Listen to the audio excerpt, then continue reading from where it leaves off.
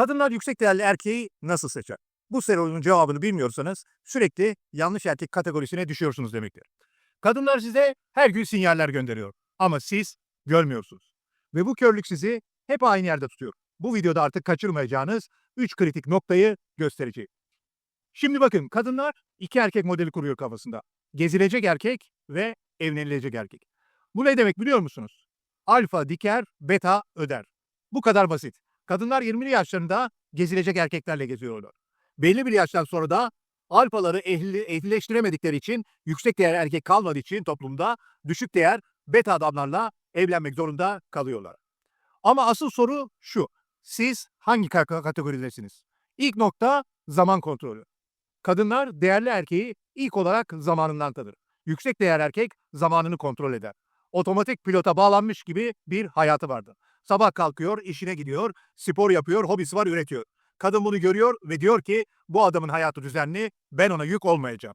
Düşük değer erkek ise boş zamanda sosyal medyada takılıyor. Saatlerce Instagram'da, Facebook'ta. Kadın bunu gördüğü anda diyor ki bu adam boşta. Benim peşimde koşacak çok zamanı var. Ve sizi friendzona atıyor. Ama yetmiyor. Sadece zaman kontrolü yeterli mi? Tabii ki hayır. İkinci nokta meslek ve toplumsal konu. Kadınlar değerli erkeği mesleğinden tanır. Bu illa çok para kazanmanız anlamına gelmiyor. Ama mutlaka bir amacınız olması lazım. Bir yol haritanız olması lazım. Ben şu anda buradayım, 5 yıl sonra şurada olacağım diyebiliyor olmanız lazım. Kadın size soruyor, ne iş yapıyorsun? Siz diyorsunuz ki, işte hallediyoruz. Kadın kafasında bitiriyor sizi o an. Çünkü kadın güvence arıyor. Kadın istikrar arıyor. Kadın kendini güvende hissedeceği bir erkeğe bağlanmak istiyor. Peki erkek ne arıyor? Erkek üretmek istiyor. Çalıştığı ve ürettiği zaman oksitosin salgılıyor. Mutlu oluyor. Kadın ise güvenli bir ilişkide bağlandığı zaman oksitosin salgılıyor. Bakın, bu aradaki farkı iyi algılayın. Kadınlar o bağlandıkları ilişkiyi bulamıyorlar. Bir sürü adamla birlikte oluyorlar, gecelik ilişkiler yaşıyorlar ve sonuç mutsuzluk. Erkek aynı şeyi yapsa mutsuzluk yaşamaz. Çünkü erkeği mutsuz eden olay üretememektir. Ama ya üçüncü nokta? İşte asıl felaket o. Üçüncü nokta karakter ve duruş. Kadınlar değerli erkeği karakterinden tanır. Yüksek değer erkek kendi değerini bilir ve ona göre davranır. Hayata bakış açısı iyidir. Kültürlüdür, görgülüdür. Para onu değiştirmemiştir. Şimdi şöyle düşünün. Çok zenginsiniz ama duruşunuz yok, karakteriniz yok. Bu sizi yüksek değer asla yapmaz. Tam tersi, çok iyi bir duruşunuz var, karakteriniz var ama paranız yok. Bu da sizi tam potansiyelinize ulaştırmaz. Amaç nedir? Her şeyin optimum olması. Duruşunuz, mesleğiniz, çevreniz, arkadaş çevreniz, ekonominiz, fiziksel gücünüz ve vücudunuz. Bunların hepsinin dengede olması lazım. Kadınlar bunu nasıl fark ediyor? Çok basit. Kadınlar sizi devamlı gözlemliyor. Başka erkeklerle nasıl konuşuyorsunuz? Garsona nasıl davranıyorsunuz? Ailenize nasıl davranıyorsunuz? Kadın bunları izliyor ve kafası kısımda sizi kategorize ediyor.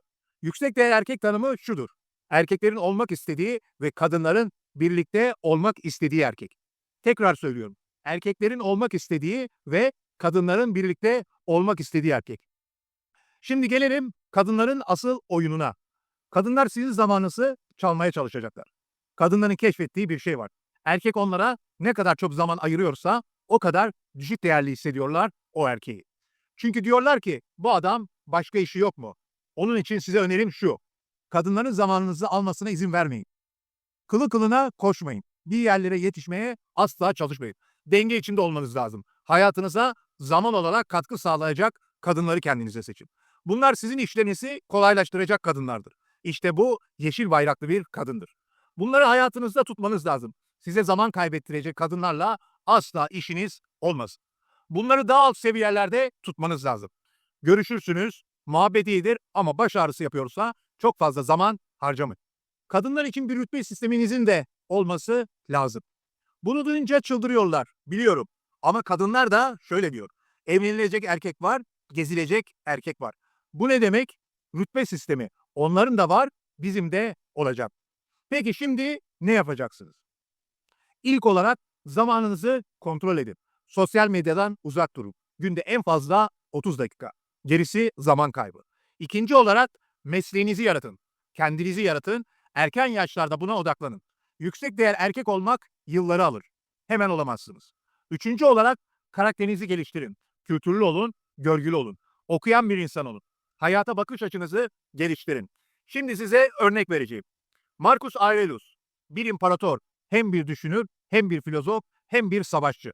Ve her zaman şunu düşünmüştür. Memento mori.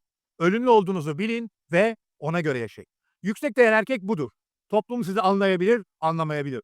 Önemli olan sizin o içsel değerinizi kendinizin bilmesi ve ona göre yaşamanız. İşte kadınlar değerli erkeği böyle seçer. Zaman kontrolünden, mesleğinden, karakterinden. Bu üç noktayı tutturduğunuz zaman kadınlar sizi buluyor. Siz onları artık aramıyorsunuz. Şimdi ne yapacaksınız? Dikkatle gözlemleyin. Kendinizi değerlendirin. Bu üç noktada nerelerde eksiksiniz oradan başlayın. Ve kanala abone olun, videolarımı kaçırmayın.